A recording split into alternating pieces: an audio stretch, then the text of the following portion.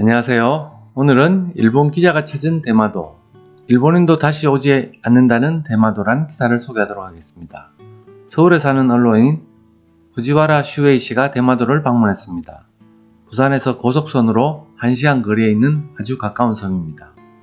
고속선이 부산과 대마도를 잇는 바람에 배 도착지인 대마도 북부 히타카츠항 주변에서는 주민보다 한국 손님이 더 많았었다고 합니다. 큰 변화가 일어난 시점은 작년 여름부터였습니다. 진영공 문제로 시작된 한일 간의 대립이 격화한 결과 일본 제품의 불매나 일본 여행 중지를 호소하는 노재팬 캠페인 운동이 일기 시작했기 때문입니다. 이에 따라 대마도 섬을 찾는 한국인들의 발길이 툭 끊겼습니다.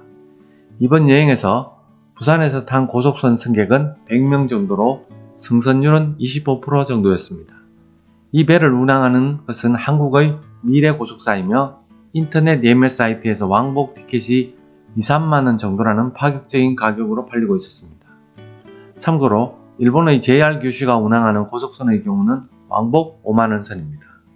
더구나 이 미래 고속사의 인터넷 예매는 이상하게도 왕복이든 편도든 부산 출발 티켓만 구입할 수 있었습니다.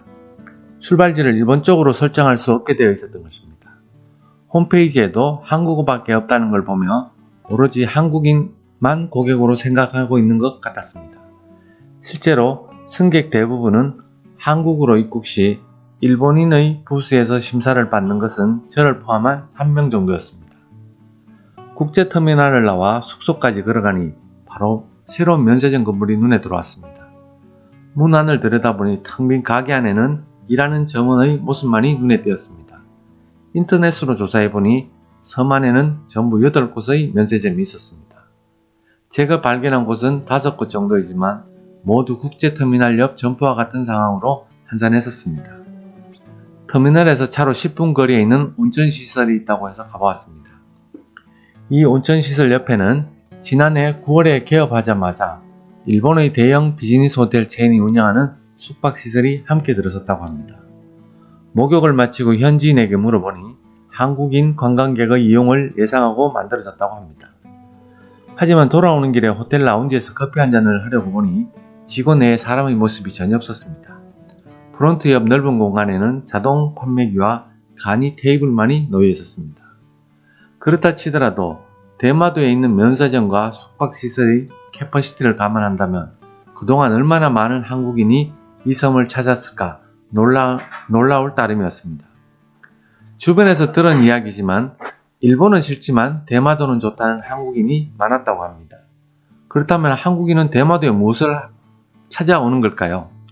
주민들에게 물어보자 대부분 잘 모르겠다는 대답이 돌아왔습니다.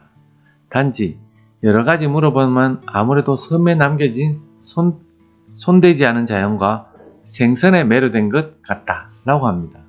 손대지 않은 자연은 지금 중장년층이 어린 시절 아직 개발이 덜 된 한국의 모습과 겹쳐질 것이기 때문이 아닌가 생각합니다. 생선에 대해서는 국제터미널 바로 옆에 몇 군데 싱싱한 생선을 재료로 한 초밥집이 있습니다. 대마도에 머무는 동안 나는 몇 차례 초밥집에 들어갔었습니다. 그곳에는 이제 귀한 손님이 되어버린 한국인 손님이 초밥을 즐겁게 먹는 모습을 볼 수 있었습니다. 한국 경제의 중심지인 서울 강남에서는 초밥을 멋쟁이 일식으로 인기가 있습니다. 그것이 이곳 스시마에서는 믿을 수 없을 정도로 재료가 좋고 저렴한 가격에 즐길 수 있는 것입니다. 한국인 손님들은 대부분 단골 손님이 되어서 다시 찾아온다고 합니다. 그러나 일본인 손님은 이제 대마도에 다시 오지 않을 것이라며 돌아가는 사람이 적지 않다고 합니다. 이것이 섭섭하다고 섬에서 소매점을 하는 주인은 살짝 얼굴을 찡그렸다고 말합니다. 오늘 준비한 내용은 여기까지입니다. 감사합니다.